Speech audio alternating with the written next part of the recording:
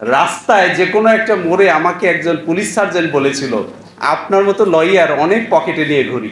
যারা সমালোচনা করেন ছাত্রদের প্রতিনিধি কেন ওখানে ছিল, ছাত্রদের নেতৃত্বে বাংলাদেশ স্বাধীন হয়েছে নতুন করে, তাই তাদের প্রতিনিধিত্ব দরকার। অ্যাডভাইজারদের পেছনে পেছনে ঘুরতে ঘুরতে তাদের স্যান্ডেলের তলা ক্ষয় হয়ে যেত।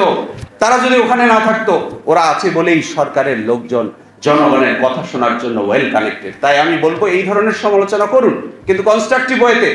বয়স কম বলে যারা বিপ্লবের নায়ক তাদেরকে সরকারের অংশীজন করতে আপনারা চান না। আপনারা আসলে চানটা কি? আপনাদের ভিতরে অতীত ভূত বাস করে। আপনারা হচ্ছে সেই স্বৈরাচারের ফ্যাসিবাদের প্রেতাত্মা। আপনাদেরকে আমরা চাই না বাংলাদেশে নতুন করে নাক গলাতে। আমরা দেখতে চাই না এফএইচ হলের মতো একটা হলে এরকম নারকীয় হত্যাকাণ্ড বাংলাদেশে সংগঠিত হোক। আপনারা জানেন এফএইচ হলের 6 জনের মধ্যে 5 জন হচ্ছে ছাত্রলীগের কর্মী। তাহলে এসব কারা ঘটাচ্ছে? পার্বত্য চট্টগ্রাম অশান্ত কেন? কারা এসব করছে? আমরা জানি। কি আশ্চর্য কথা, বিপ্লবের মাধ্যমে একটা সরকার প্রতিষ্ঠিত হয়েছে, আপনাদের মাথা থেকে এখনো গত সংবিধানের ভূত যাচ্ছে না। এই সরকার বিপ্লবের মাধ্যমে রক্তস্নাত রক্তের বিনিময়ে ছাত্র জনতার অভ্যুত্থানের বিপ্লবের সরকার। এই সরকারের এই বিপ্লব, এটি একটি নির্বাচিত সরকার। আপনারা কি মনে করেন ভোটিং সিস্টেমের মাধ্যমে শুধু নির্বাচিত হয়? তাহলে গত সরকারের 3টা টার্মের ইলেকশনের মাধ্যমে নির্বাচিত সরকার, তাহলে তারাও তাহলে গণতান্ত্রিক সরকার? ইলেকশন সিস্টেমকে, ইলেকশন মেকানিজমকে পুরোপুরি পকেটস্থ করে একটা পুরো রাষ্ট্র ব্যবস্থাকে জিম্মি করে যে সরকার টিকেছিল, তারপরেও সেটা গণতান্ত্রিক ছিল, তাই না? আর এখন যখন ডক্টর ইউনূস সাহেবকে পিক করা হয়েছে, ছাত্র জনতা পিক করেছে, আমি মনে করি the wisest decision ever made by Bangladeshi people. কারণ এটা এমন একটা ট্রাম্প, যেই ট্রাম্পকে ওভারট্রাম্প করার কোনো কৌশল বাংলাদেশে কিংবা বাংলাদেশের বাইরে খাটেনি। এবং এই এক কৌশলের কাছে ভূ রাজনৈতিক ব্যাপারে বাংলাদেশে এমন একটি অবস্থানে চলে গেছে, প্রধানমন্ত্রী মোদী একটা স্টেটমেন্ট দেওয়ার আগে 1 সপ্তাহ তার ঘুম হারাম হয়ে যায় বাংলাদেশ নিয়ে একটা স্টেটমেন্ট করতে।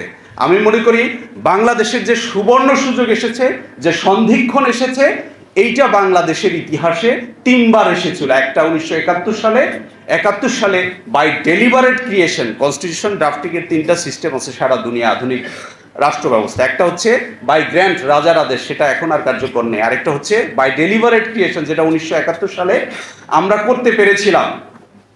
আরেকটা হচ্ছে বাই ইভালুয়েশন, যেটা আমাদেরকে ফেল করেছে, কারণ আমরা দীর্ঘ সময় দেখেছি এই কনস্টিটিউশন নিয়ে আমরা রান করতে পারছি না। এটা বিস্তারিত আলোচনার জন্য। আরেকটি হচ্ছে বাই রেভলিউশন। এখন রেভলিউশন বা ডেলিবারেট ক্রিয়েশন যেটাই বলেন, আমাদের সুযোগ এসেছে, আমাদের সংবিধান নতুন করে করতে হবে, এবং সেই প্রক্রিয়া সরকার শুরু করেছে। যে সরকারের সেই প্রক্রিয়ার অংশ ছিল ডক্টর শাহদ্বীন মালিককে করে একটা সংস্কার কমিশনের প্রধান করা হয়েছে, কিন্তু পরবর্তীতে আমার মনে হয়েছে তার স্বাস্থ্যগত বিবেচনা, বয়সের বিবেচনা, এটা বাদ দেওয়া হতে পারে। আরেকটা বিবেচনা হতে পারে যে উনি হয়তো বা সংবিধান সংশোধনের পক্ষে অবস্থান নিয়েছেন। আমার ধারণা ডক্টর আলী রিয়াজের আপনারা দেখেছেন, উনি কিন্তু থিওরিও দিয়েছেন যে কিভাবে গণপরিষদের মাধ্যমে, এখন সরকারের উচিত হবে এই সরকারের প্রধান ঘোষণা করবে, যে কোনো সময় গণপরিষদ ডাকবে, এবং সংবিধান সভা আর কি, যেটা নতুন করে বলা হচ্ছে, এই সংবিধান সভার মাধ্যমে এই সুপারিশের আলোকে বাংলাদেশের একটি নতুন রক্তস্নাত বিপ্লবী একটা সংবিধান আমরা পাবো। আমরা সেই সংবিধানের প্রতীক্ষা করছি, যেখানে ক্ষমতার ভারসাম্য নিশ্চিত করা হবে। আপনারা জানেন 71 সালের সংবিধান প্রণয়নের সময় হিল ট্যাক্স থেকে একমাত্র প্রতিনিধি ছিলেন, তাকে সংবিধানের কনস্টিটিউয়েন্ট অ্যাসেম্বলির মেম্বারদের মধ্যে অন্তর্ভুক্ত করা হয়নি। সন্তু লারমার বাবা মানবেন্দ্র নারায়ণ লারমা, উনি এবং সুরঞ্জিত সেনগুপ্ত, তারা 2 জন মিলে বলেছিলেন যে এই সংবিধান এটা অ্যাডপ্টেড হওয়ার পরে এটা রেফারেন্ডামে দেওয়া উচিত, গণভোটে দেওয়া উচিত, কিন্তু সেটা রিফিউজ করা হয় সরাসরি। এবং পরবর্তীতে এটা আন্তর্জাতিকভাবে আমাদের সংবিধানের 2টা সবচাইতে বড় সমালোচনা হলো, একটা হচ্ছে হিল ট্যাক্সের প্রতিনিধিকে রাখা হয়নি, এবং ওনাকে বঙ্গবন্ধু নিজে বাধ্য করে বলেছে ডেকে যে তুমি বাঙালি পরিচয় গ্রহণ করো, তোমার পরিচয়ের দরকার নাই। এইটা একটা সমালোচনা। আরেকটা সমালোচনা হচ্ছে কনস্টিটিউয়েন্ট অ্যাসেম্বলির বাইরে অংশীজনের ভূমিকাটা নিতে হয়, অন্যদের কথা শুনতে হয়, অন্য মানুষের কথা শুনতে হয়, সাংবাদিকদের কথা শুনতে হবে, আইনজীবীদের কথা শুনতে হবে, কৃষকের কথা শুনতে হবে, দিনমজুরের কথা শুনতে হবে, তারপরে আপনি এইটা গণভোটের মাধ্যমে একটি জায়েজ কনস্টিটিউশনের রূপ দিতে পারবেন। অন্যথায় এটি কখনো গণ আকাঙ্ক্ষার জনগণের বাংলাদেশের রক্তস্নাত মানুষের বিপ্লবের সংবিধান হতে পারে না।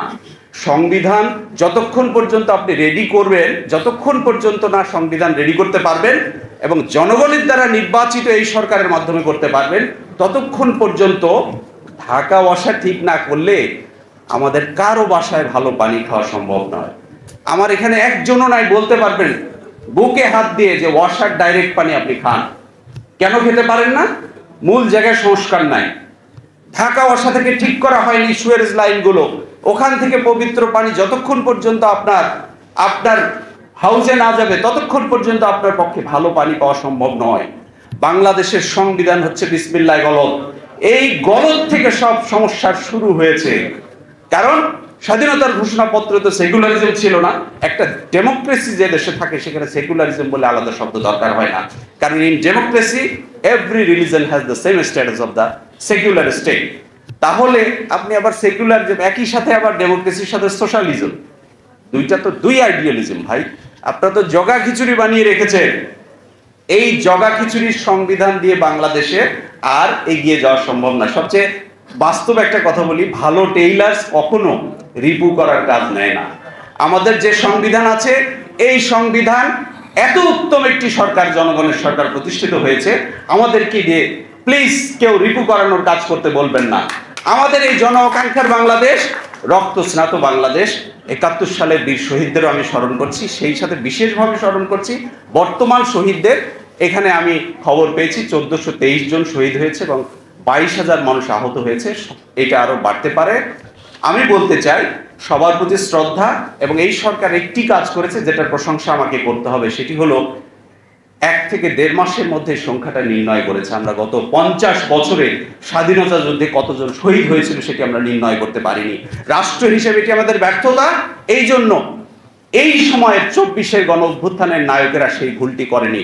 আপনারা এখন বলেন, আমি যখন আন্দোলন চলে তখন আমি বলেছিলাম কাউয়া কাদের সহ অন্যদের যে সরকার, এই লোকগুলোকে বেশি স্মার্ট মনে হয় নাকি ৬ জন সমন্বয়কারীকে বেশি স্মার্ট মনে হয়? যতজনকে প্রশ্ন করেছি ততজন বলেছে এরাই বেশি স্মার্ট।